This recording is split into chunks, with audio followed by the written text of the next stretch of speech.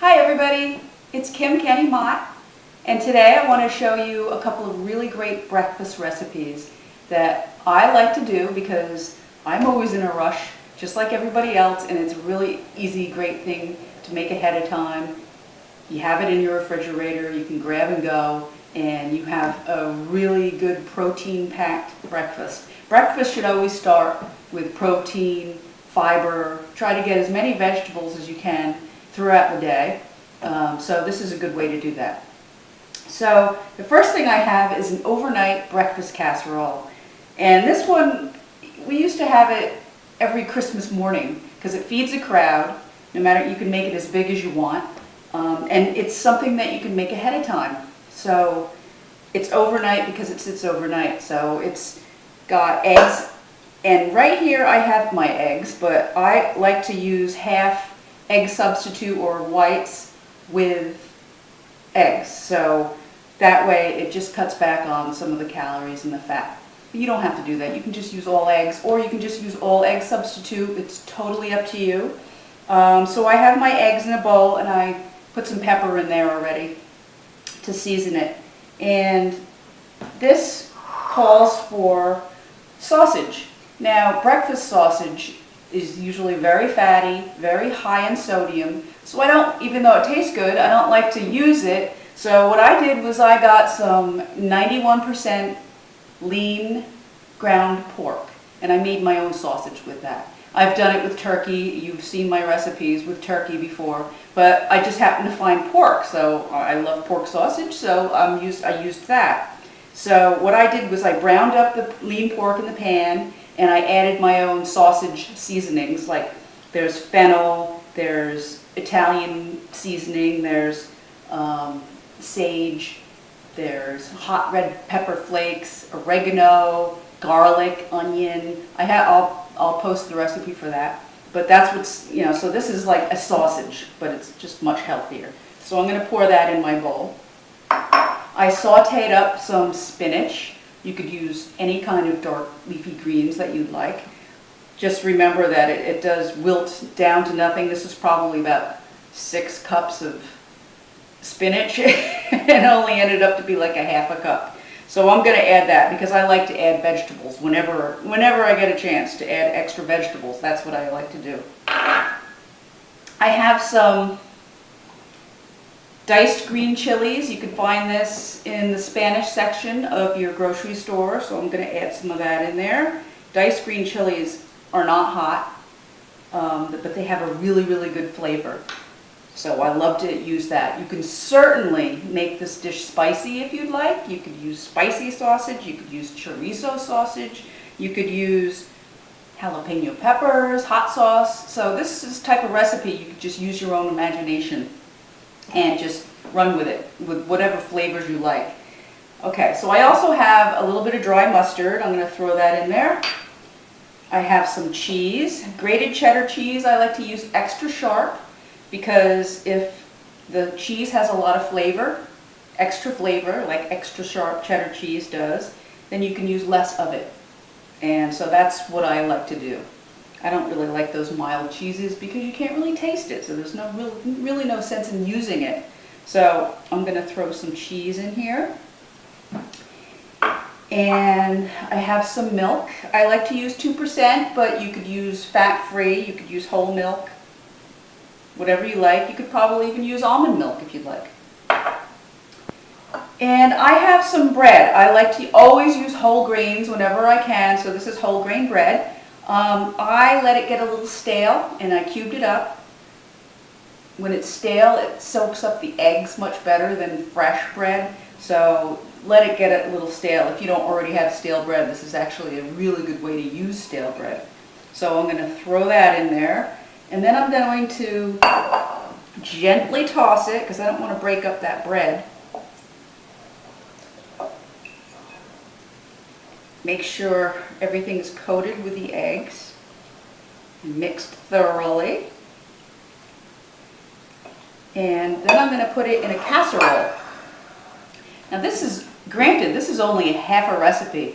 The recipe I'll post will be a lot more, so it makes a really good sized casserole, but you can make it as big or as small as you like I did. I just made a half a recipe here because I already made some for you. So I'm going to dump this in the casserole. And I'm going to spread it around. And then what you do is you cover it up and you let it sit overnight in the refrigerator. So it soaks up all the egg. And the next day you just take it, you stick it in a 350-degree oven. It'll probably take 30 to 45 minutes depending on how cold it is. And you want the bread to get nice and crispy and brown, and you want the egg to be set. You don't want to overcook it because you don't want to dry it out. So just until the egg is set and the bread is nice and crispy. And I have one made for you. And I already took a little bite out of it because I just couldn't wait. But here it is, and it's delicious. It's nice, it's gorgeous actually. Everybody, you put this in the middle of a table and everybody's going to like be diving into it as soon as they can. But it's really excellent. You can cut it up when it cools into little sections if you'd like, so that you can just grab a piece and go with you and reheat it. I mean, this is great for a brunch buffet. Just think of the possibilities with it. So this is one recipe. My next recipe are muffins. And once again, I have half eggs, half egg substitute. You don't have to do that, but I have my eggs in the bowl and I whisk them all together and I put some pepper in there just to season it a little bit. And what I'm going to use, I like to add a little bit of cottage cheese to my eggs. It really makes the eggs taste rich, a lot richer than if it was just plain eggs. A lot of people like to add heavy cream or half and half to their eggs, but I find that's a little bit too rich. As delicious as it is, I'm trying to be healthy, so I'm using 2% cottage cheese. And I'm going to whisk that together so it really gets incorporated into the eggs. I've also used ricotta cheese. A lot of times if I make a lasagna or something, I'll have leftover ricotta. Use that. Why not? If you have leftover sour cream, not sour cream, but cream cheese, let it get nice and soft. You can add that. You know, just whatever you like. Or you don't have to add it. You can just use plain eggs. I just happen to like the flavor of it. So I whisk that all together.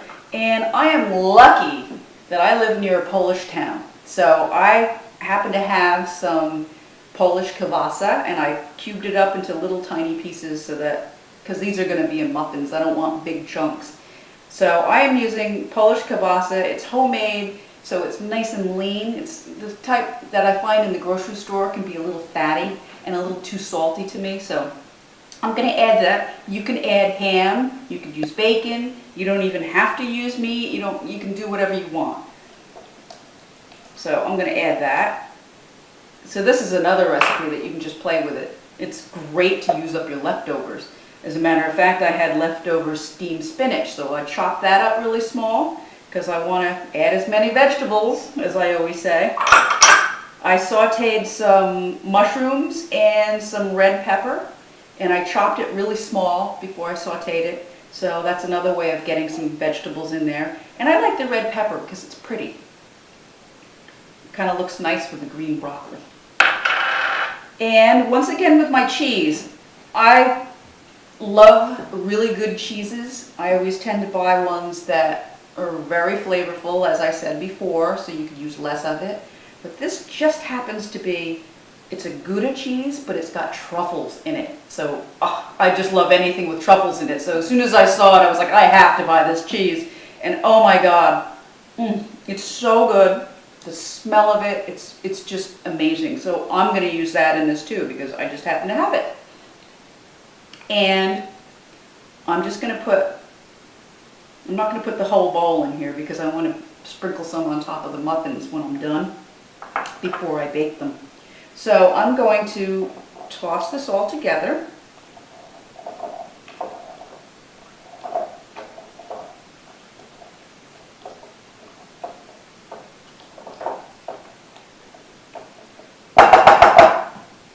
And then I have my muffin tin, and I greased my muffin tin. I just used some cooking spray on it because you want to make sure that